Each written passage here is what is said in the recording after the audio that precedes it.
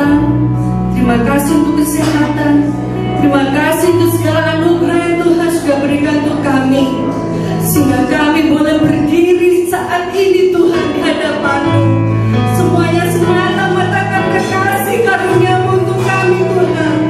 Terima kasih ya Bapa. Pagi hari ini kami memberikan seluruh hidup kami ya Tuhan, seluruh apa yang kami punya, untuk kami memuji dan memuliakan nama Tuhan. Biarlah nama-Mu ditinggikan, biarlah nama-Mu dimuliakan.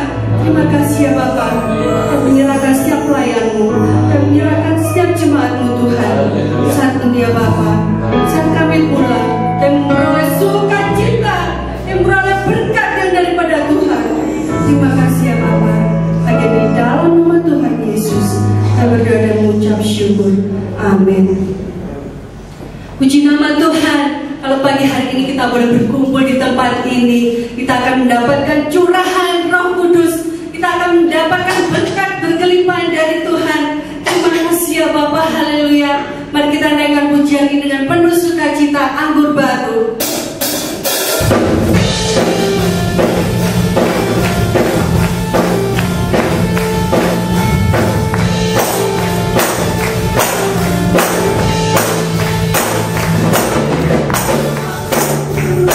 Oh,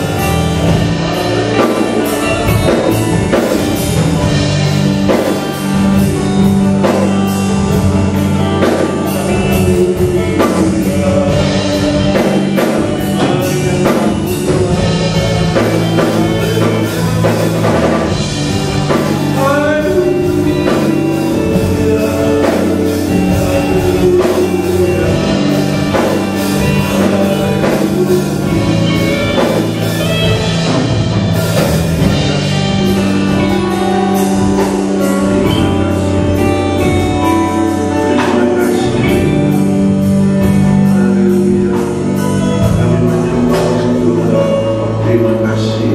Puji syukur kami naikkan kepada Tuhan. Terima kasih buat pemeliharaan Tuhan. Terima kasih buat kesempatan pada pagi hari ini kami boleh datang menyembah-Mu Tuhan. Terima kasih Tuhan. Puji syukur kami naikkan kepadamu. Ya Tuhan, kuduskan dari hamba-Mu, kuduskan semua pelayan-pelayan-Mu, kuduskan bahkan kami yang hadir semuanya. Tuhan, kuduskan supaya kami mengerti kebenaran firman yang kami renungkan pada pagi hari ini. Terima kasih Tuhan. Urapan kami butuhkan. Ya Tuhan, puji syukur. Dalam nama Yesus kami bersyukur, berdoa, menikmati kebenaran firman pagi hari ini. Haleluya. Amin. Silakan duduk. Shalom. Puji Tuhan, hari ini kita merayakan kenaikan Tuhan Yesus ke surga. Puji Tuhan. Banyak atau apa ya, tentang kematian itu ada ya, ada kematian Isa Al-Masih, bapaknya Tuhan Yesus Kristus, ada ya Tuhan Yesus. Tetapi kebangkitannya itu tidak dituliskan, tidak ada kebangkitannya. Kemudian kenaikan sekarang ada misalnya kenaikan, tapi bukan kenaikan Tuhan Yesus, kenaikan Isa Al-Masih. Tidak apa-apalah ya. Yang penting kita percaya bahwa hari ini kita memperingati kenaikan Tuhan Yesus. Amin. Haleluya. Tapi yang memperingati hanya sedikit. Ya hanya saya tidak tahu berapa ini. Mungkin 50% saja mungkin yang datang ini ya. Juga tapi tidak apa-apa. Ya, puji syukur kami naikkan kepada Tuhan. Ya, kami sangat percaya. Ya.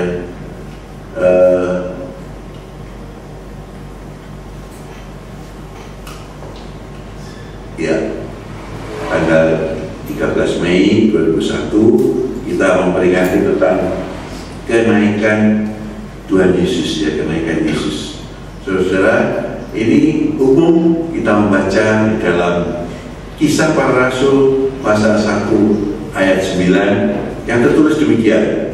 Sesudah ia mengatakan demikian, terangkatlah ia disaksikan oleh mereka dan awan menutupnya dari pandangan mereka. Saudara yang dikasihi Tuhan,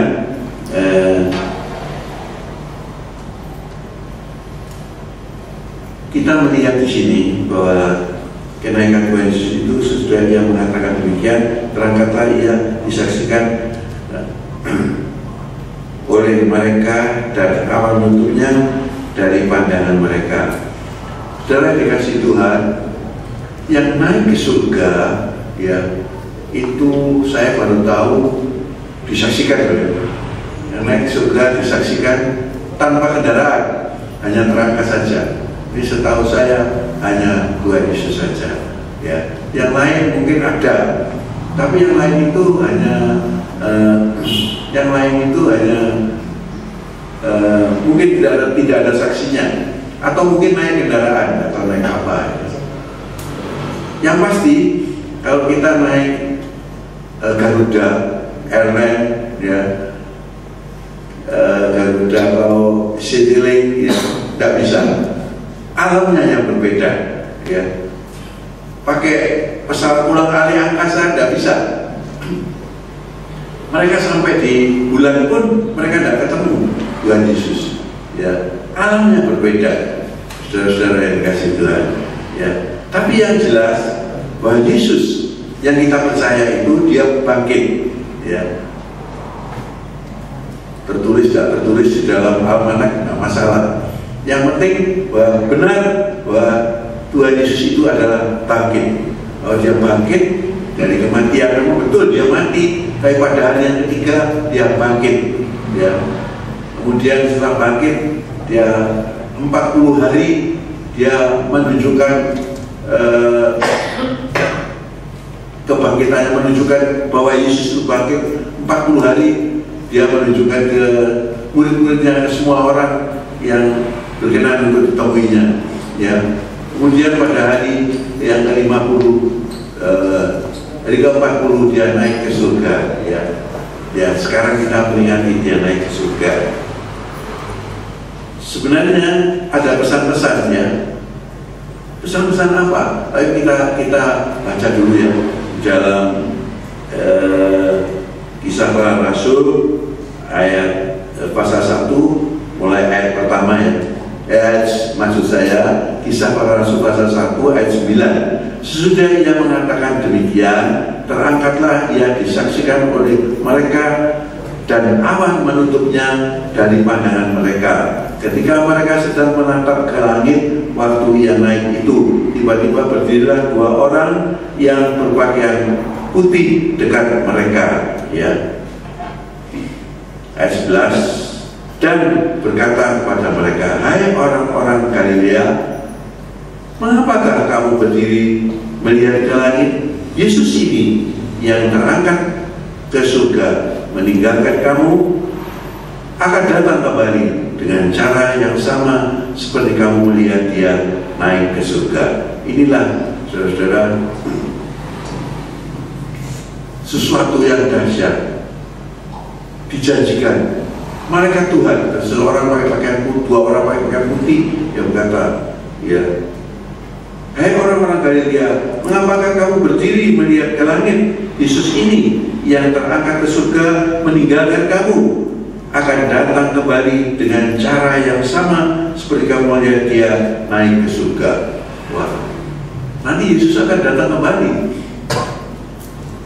Ya, sebenarnya ada pesan-pesan apa ya dalam kenaikan Tuhan ini? Coba kita melihat dulu ya di dalam, kita kembali lagi Kisah Para Rasul 1 ayat 9 tadi. Sesudah ia mengatakan demikian, terangkatlah ia. Sesudah ia mengatakan demikian, terangkatlah ia disaksikan oleh mereka dan awan menutupnya dari pandangan mereka. Terangkatlah ia. Saudara-saudara yang dikasih Tuhan, ini adalah bukti.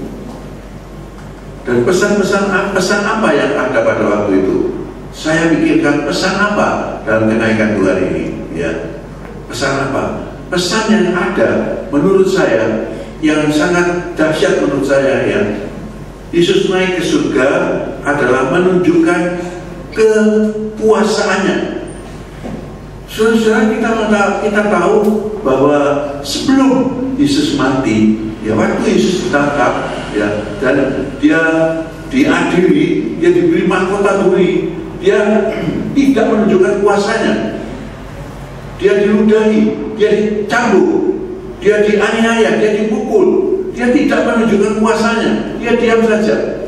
Orang berkata, ya, masa Tuhan mau dianiaya, masa Tuhan mau mati? Inilah memang benar bahwa Tuhan mau, ya, mau dia mau. Dan pesan yang saya terima adalah bahwa Yesus pada waktu naik ke surga ini adalah dia menunjukkan kuasanya.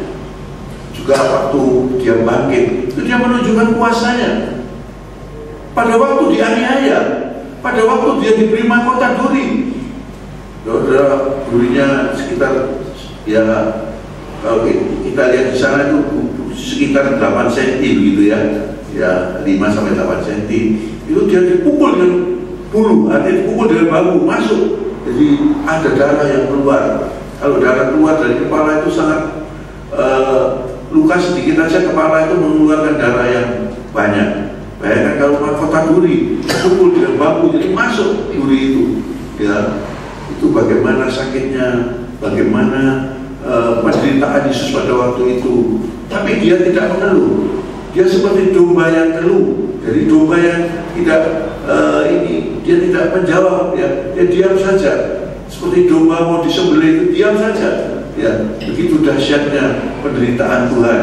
Ya, pada waktu itu sepertinya kalau kita Yesaya mengatakan orang pikir dia kena tulah, padahal dosa kita lah yang ditanggungnya. Ya, dia diam saja, padahal dia memang diam saja, tapi sebenarnya dosa kita lah yang ditanggungnya. Pada waktu itu orang memikir, kenapa ini diam saja? Oh, dia tidak punya kuasa. Ya, sebenarnya Tuhan Yesus pernah berkata, aku bisa menyuruh malaikat berapa untuk melepaskan aku dari penderitaan ini. Tapi Yesus memang mau menderita, ya. Puji Tuhan. Saudara-saudara yang dikasihi Tuhan, Yesus menderita pada waktu itu, ya. Dan pada waktu bangkit itu dia menunjukkan kuasanya. Apalagi pada waktu dia naik ke surga, ini dia menunjukkan kuasanya. Betapa dahsyat. Kalau seseorang, ya, waktu dia memberkati murid-muridnya begitu, kemudian dia terangkat seperti kalau saya pikirkan seperti apa itu, balon peleburan ya, yang diisi dengan gas sehingga dia naik. Saya pikir begitu.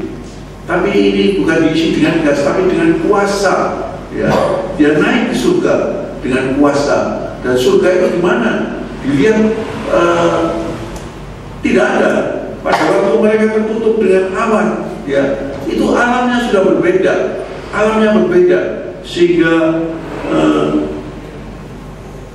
sehingga kalau mau dijangkau dengan pesawat tidak bisa, dijangkau dengan apa tidak bisa, karena alamnya yang berbeda, ya, alamnya berbeda, ya. Pada waktu Yesus naik ke surga, itu dia menunjukkan betapa dahsyat, betapa luar biasa kuasanya, dahsyat, ya. Sekali lagi bahwa pesan yang pertama adalah betapa Tuhan menunjukkan kuasanya. Dia terangkat ke surga. Haleluya. Ya. Kita baca dalam Yohanes pasal 14 ayat yang pertama demikian. Janganlah gelisah hatimu, percayalah kepada Allah, percayalah juga kepadaku. Di rumah Bapakku banyak tempat tinggal. Jika tidak demikian, tentu aku mengatakannya kepadamu. Sebab aku pergi ke situ untuk menyediakan tempat bagimu. Ya, saudara-saudara yang dikasihi Tuhan, ayat yang coba kita baca dulu ya. Dari ayat yang pertama ini adalah pesan bahwa aku pergi ke situ untuk menyediakan tempat bagimu. Jadi pesan yang kedua, yang pertama tadi adalah bagaimana Tuhan menunjukkan kuasanya. Pesan yang kedua adalah bahwa aku pergi. Yesus pergi itu, dia pergi setelah tertutup oleh awan, tidak terlihat lagi, tapi pergi kemana? Alamnya yang berbeda, ya. Dan apabila aku telah pergi ke situ dan telah menyediakan tempat bagimu, aku akan datang kembali dan membawa kamu ke tempatku, supaya di tempat di mana aku berada, kamu pun berada. Ya, puji Tuhan. Ayat yang ke-7 katakan, ya, kita lompat ya, Yohanes 11 ayat 7. Namun benar yang kukatakan ini kepadamu adalah lebih berguna bagi kamu jika aku pergi. Sebab jika aku tidak pergi, penghibur itu tidak akan datang kepadamu. Tetapi jika aku pergi, aku akan mengutus dia kepadamu. Dan kalau dia datang, ia akan menginsapkan dunia akan dosa, kebenaran, dan penghakiman. Ya, haleluya. Akan dosa karena mereka tetap tidak percaya kepadaku, akan kebenaran karena aku pergi kepada Bapa dan kamu tidak melihat aku lagi, akan penghakiman karena dunia memang sudah dihukum. Ya, puji nama Tuhan. Saudara-saudara yang dikasihi Tuhan, jadi pesan yang kedua yang saya nikmati adalah bahwa Tuhan Yesus pergi untuk menyediakan tempat buat saya dan saudara. Amin. Yang percaya, saudara dan saya disediakan tempat. Dan apabila tempat itu sudah jadi, dia akan datang kembali. Ya, puji Tuhan, dahsyat. Tuhan menunjukkan kuasanya. Ya, Tuhan menunjukkan kuasanya, dan kuasanya sudah ditunjukkan. Tuhan mengatakan lagi bahwa aku pergi menyediakan tempat. Ya, banyak orang yang tidak percaya, banyak orang yang bingung. Nanti kalau mati mau kemana? Bahkan banyak ada orang yang diberi pesan nanti kalau kau mati ditanyai oleh malaikat, jawabnya ini gitu ya. Saya mikir, saudara, kita belum ditanyai sudah gemeter, ya. Kita belum ditanyai sudah gemeter, ya.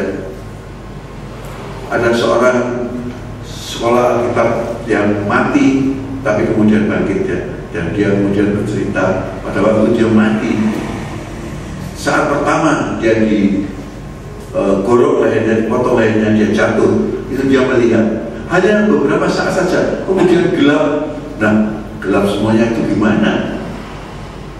Di kegelapan yang paling gelap kita bingung sudah, kita takut sudah, ya.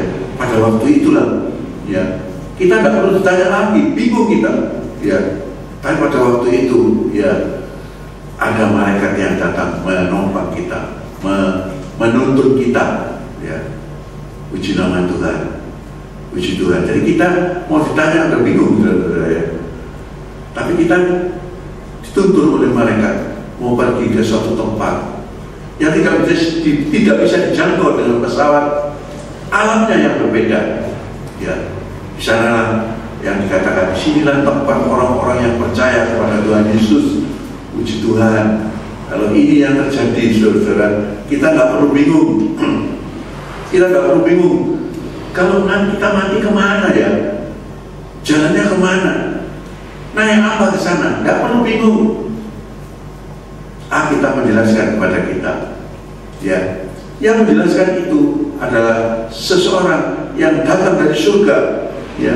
Tuhan Yesus yang datang dari surga, dia yang mengatakan, di surga nanti tidak ada kawin-mengawinkan lagi, ya.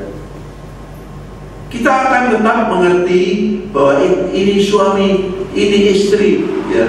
Ini teman-teman kita tetap mengerti. Tapi di sana tidak ada lagi kawin-mengawinkan lagi. Nanti punya anak lagi di sana, enggak berhenti, ya. Di sana adalah alam yang berbeda. Karena itu Alkitab menunjukkan pada kita nanti pada waktu kedatangan Tuhan Yesus yang kedua, itu yang mati dibangkitkan, yang masih hidup diubahkan, bukan dengan tubuh yang ini, tapi diubahkan dengan tubuh kemuliaan. Saudara-saudara, bagaimana kita percaya, ya? Kita tanya, kita melihat, meriksa Alkitab, ya. Kebangkitan itu betul ada apa enggak? Pada zaman Tuhan Yesus, pada zaman Tuhan Yesus itu orang masih ada yang percaya, ada yang tidak, yaitu orang Farisi dan orang Saduki. Ada yang percaya, ada yang tidak. Ada yang percaya akan adanya kebangkitan, ada yang tidak percaya adanya kebangkitan. Tetapi Yesus yang datang dari surga itu, dia menunjukkan bahwa kebangkitan itu ada, ya. Dengan apa dia menunjukkan? Dia terlebih dahulu dia membangkitkan orang-orang. Seperti apa, ada seorang dari Naim, ya, seorang yang Naim mati, dia ibunya seorang janda, dan Yesus menaruh belas kasihan pada ibunya, maka usungan itu diberhentikan, ya. Maka Yesus membangkitkan orang yang anak yang sudah mati ini dan diserahkan kepada ibunya. Wah, luar biasa. Jadi Yesus menunjukkan dulu, ya. Yesus menunjukkan bahwa kebangkitan itu ada. Dia menunjukkan ada kebangkitan. Orang yang mati 4 hari, Lazarus, ya, itu dia mati sudah dikubur 4 hari, ya. Tapi Yesus datang pada saudaranya, di mana engkau meletakkan? Yesus datang dan Yesus berkata, pikirkan, pada waktu itu kuburannya. Kuburan pada waktu itu adalah seperti topik digali, kemudian ada tutup dengan batu yang besar. Nah, batu dipinggirkan, kemudian Tuhan Yesus berkata, Lazarus bangkit dan keluar. Saudara-saudara yang dikasih Tuhan. Jadi kebangkitan itu ada, ya. Tuhan Yesus menunjukkan dulu bahwa ada kebangkitan itu. Kemudian Tuhan Yesus berpesan bahwa nanti anak manusia itu harus diserahkan, mati dibunuh, tapi pada hari yang ketiga akan bangkit, ya. Orang-orang lupa akan berita ini. Orang-orang tidak memperhatikan berita ini. Justru lawan-lawannya, Justru orang-orang yang membunuh Yesus itu justru itu mereka yang memperhatikan dan mereka berkata, ya, bahwa kubur Yesus harus dijaga supaya apa? Supaya tidak ada penyesatan katanya, ya. Tetapi ya sekali lagi bahwa Yesus itu menunjukkan, ya, sebelum dia sendiri bangkit, dia sudah menunjukkan beberapa orang, ya, Yairus, ya, Yairus juga dibangkitkan, ya. Jadi orang mati memang ada kebangkitan, memang belum nyata, tapi Yesus sudah mengatakan dulu bahwa bukan menyatakan saja, tapi Yesus menunjukkan bahwa ada kebangkitan, ya, yaitu tadi Naim, kemudian Naim, Lazarus, ya, Yairus, ya. Kemudian Yesus sendiri berkata bahwa anak manusia akan diserahkan dan akan dibunuh, ya, akan disalibkan, tapi pada hari yang ketiga akan bangkit. Sekali lagi mereka tidak percaya, ya. Orang-orang yang murid-murid Tuhan tidak percaya, dia bingung. Murid-murid sampai cari kesibukannya sendiri. Yang murid-murid itu adalah nelayan yang kembali. Aku akan mencari ikan, ya, aku juga ikut sama mereka, tapi mereka semalam-malaman tidak mendapatkan apa-apa, ya. Pada hari yang ketiga Yesus bangkit, ada perempuan-perempuan datang ke kubur, maksudnya mau memberikan rempah-rempah, ya. Cuma yang dikasih Tuhan, murid-murid bahkan perempuan-perempuan yang dekat dengan Yesus itu, yang Maria, yang dia mendengar berita dari Tuhan Yesus, dia lupa. Setelah Yesus mati, dia lupa, dan mungkin juga tidak percaya bahwa ada kebangkitan. Padahal Yesus sudah menunjukkan ada kebangkitan. Dan pada waktu beberapa perempuan itu pergi ke kubur, dilihatnya kubur kosong, membuktikan bahwa dia bangkit, ya. Cuma yang dikasih Tuhan, justru berita-berita yang tidak masuk akal inilah, ya, yang tidak dipercayai oleh umat manusia. Sampai Yesus sendiri berkata, ya, siapa yang percaya kepadaku beroleh hidup yang kekal. Tapi banyak orang yang tidak percaya karena berita yang tidak masuk akal. Tetapi faktanya, ya, faktanya bahwa Yesus pada hari yang ketiga bangkit. Pada hari yang ke-40 yang kita peringati sekarang ini, Yesus naik ke surga. Bagaimana Yesus naik ke surga? Ya, dia hanya memberkati murid-murid pada waktu itu, kemudian Yesus terangkat. Ya, tidak naik kendaraan, disaksikan, banyak yang menyaksikan bahwa Yesus naik ke surga. Ya, bahwa Yesus naik ke surga, banyak yang menyaksikan. Tapi orang-orang percaya kalau naik ke surga itu naik kendaraan, ya, walaupun tidak ada saksinya. Saksinya sama, tidak ada, ya, tapi orang percaya. Tapi kalau justru ada saksinya, kalau Yesus naik ke surga banyak saksinya, justru orang tidak percaya. Tapi kita yang dipilih oleh Tuhan adalah orang-orang yang percaya. Amin. Orang Kristen. Tapi saya ingin membuktikan pada saudara, kalau ada sinar yang begitu dahsyat, itu sinar yang begitu terang, lebih dari sinar kelas listrik, lebih dari itu, mata bisa buta. Dan oleh anugerah Tuhan, walaupun dia bukan orang Kristen, ya, entah bagaimana caranya, ada sesuatu sehingga dia bisa melihat lagi. Sekarang dia bisa melihat lagi,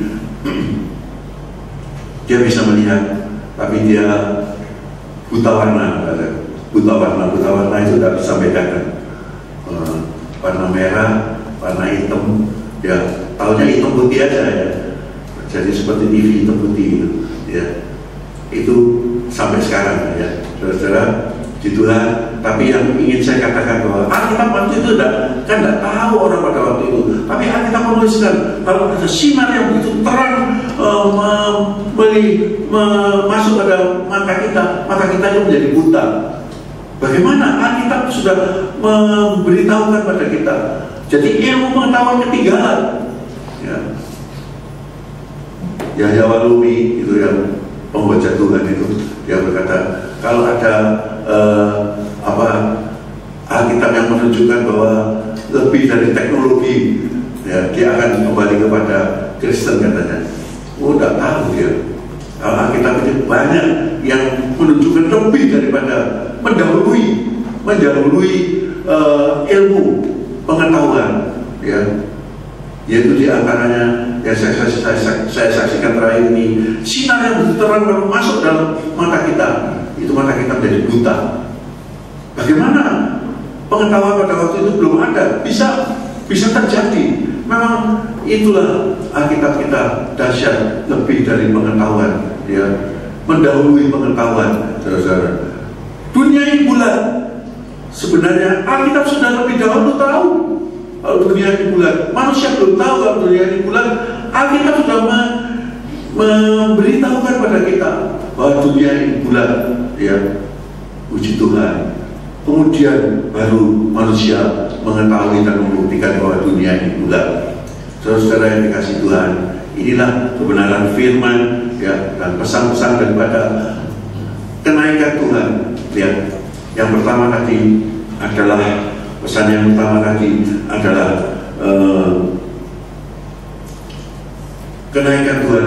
Pesan yang pertama itu memang tidak tertulis, tapi pesan itu adalah menunjukkan bahwa Tuhan Yesus adalah kuasa, tapi dia tidak berdosa, dijadikan dosa. Dia menanggalkan semua kekuasaannya. Dia bisa mengirimkan malaikat untuk membela dia, tapi dia tidak mau. Dia mau untuk menderita, supaya saya yang harusnya menderita, saya yang harusnya berdosa, kita dibebaskan dari dosa, ya. Kemudian pesan yang kedua ada tertulis bahwa Tuhan itu naik ke surga untuk menyediakan tempat.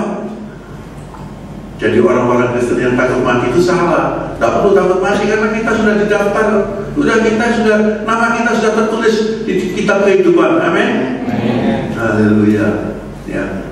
Yang Kristennya KTP ya tidak tahu, ya. Tapi yang Kristennya yang benar-benar Kristen sungguhan, terima Tuhan Yesus. Ya, terima Tuhan Yesus gimana? Percaya pada Tuhan Yesus. Bagaimana percaya pada Yesus? Mau ikut dalam kematian dan kebangkitannya. Baptis, ya. Yang belum baptis, ya, yang sudah umurnya, ya, yang sudah mengerti lah, 11-12 tahun, ya, silakan cepat-cepat daftar pada saya, ayo dibaptis, ya, Tuhan Yesus datang, ya, supaya ini, ya, supaya tidak ketinggalan, ya, situlah yang belum baptis, ya. Jadi bukan bayi dibaptis, ya, Alkitab, menurut saya tidak begitu, menurut Alkitab tidak begitu. Bayi itu diberkati, serahkan kepada Tuhan, itu bayi. Kemudian dibaptis setelah mengerti. Sekarang ini diberitakan bahwa Yesus itu naik ke surga supaya apa? Supaya siapa yang percaya pada Tuhan Yesus sediakan tempat. Nanti kalau sudah tempat sudah selesai, secara pribadi Tuhan Yesus akan datang pada saya. Mungkin malaikatnya yang datangnya mengatakan bahwa tapi saya belum selesai rumahnya. Yang sudah selesai, nyonya saya dulu, dan kamu sudah selesai rumahnya, berangkat sudah dia. Saya ditinggal, ya. Maunya tidak mau, tapi ya tidak bisa, ya. Tuhan yang punya kuasa, ya.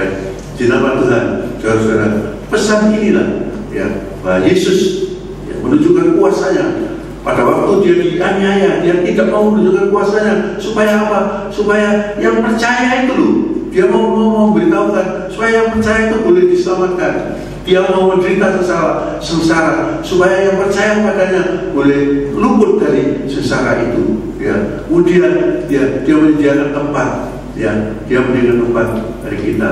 Dan janji yang ketiga adalah bahwa jangan tinggalkan Yerusalem, ya.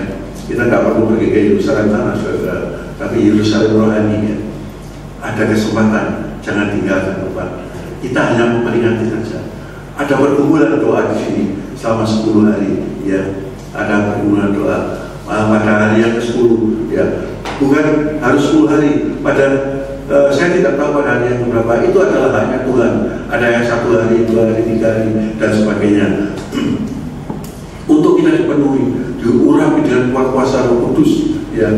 Memang saudara-saudara, siapa yang percaya pada Tuhan, yang bisa menyebutkan Yesus itulah adalah Allah, itu dia sudah ada Roh Kudus di sana. Tapi Roh Kudus itu harus diaktifkan. Ya. Kita perlu berbicara dengan Roh Kudus senantiasa. Ya. Kita perlu untuk berdiskusi dengan Tuhan, Roh Kudus, sehingga Roh Kudus itu ada nyata di dalam hidup kita. Dan inilah pada suatu ketika secara umum Tuhan akan datang kembali. Dan kalau dia akan datang kembali pada secara umum inilah bahwa nanti yang mati di dalam Tuhan akan dibangkitkan, dan yang masih hidup akan diubah dengan tubuh kemuliaan, ya, puji nama Tuhan.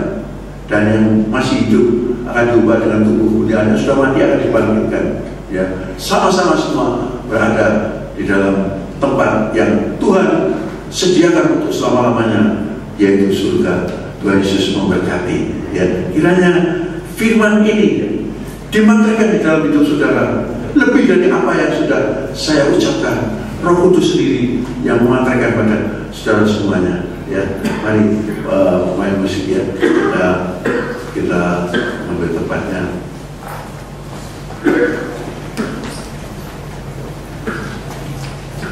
Bapa, Engkau baik, ya. Dia begitu baiknya sampai dia rela, ya, dia tidak berdosa dijadikan dosa, dia rela untuk menjadi dosa, dia rela untuk supaya kita tidak dihukum, tapi Yesus yang melaksanakan semuanya itu di atas kayu salib. Bapa, Engkau baik.